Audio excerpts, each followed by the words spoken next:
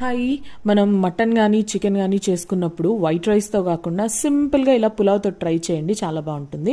So దీనికి వచ్చేసి ఒక కుక్కర్ తీసేసుకుని అందులోకి 3 to 4 టేబుల్ స్పూన్స్ దాకా ఆయిల్ వేసుకుని దీనికి స్పైసెస్ ఏం ఎక్కువ వేయను అనమాట. నేను జస్ట్ చెక్క లవంగా ఒక ఇలైచీ వేసుకొని అవి వేగిన తర్వాత కట్ చేసి పెట్టుకున్నటువంటి ఆనియన్స్, జింజర్, గార్లిక్, పచ్చిమిర్చి పేస్ట్.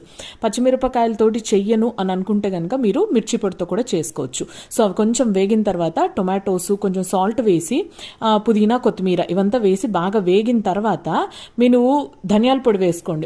జస్ట్ ఒక 1.5 స్పూన్ దాకా అనమాట, మీరు తీసుకునే రైస్ అని బట్టి. సో మీరు ఎంతైతే రైస్ తీసుకుంటారో అదంతా మంచిగా వేగిన తర్వాత ఎంతైతే రైస్ తీసుకుంటారో ఆ రైస్కి డబల్ క్వాంటిటీ వాటర్ అనమాట. ఇట్లా వాటర్ రోలింగ్ బాయిల్ వచ్చిన తర్వాత మన రైస్ అంతా వేసేసి మూత పెట్టేసి ఒక 2 నుంచి 3 విజిల్లు తీసుకొనేసి కొంచెం సేపు వదిలేసినారంటే super tasty plain pulao ready అయిపోతుంది అనమాట. నచ్చితే కనుక లైక్ చేసి ప్లీజ్ ఛానల్ని సబ్స్క్రైబ్ చేసుకోండి. Thank you.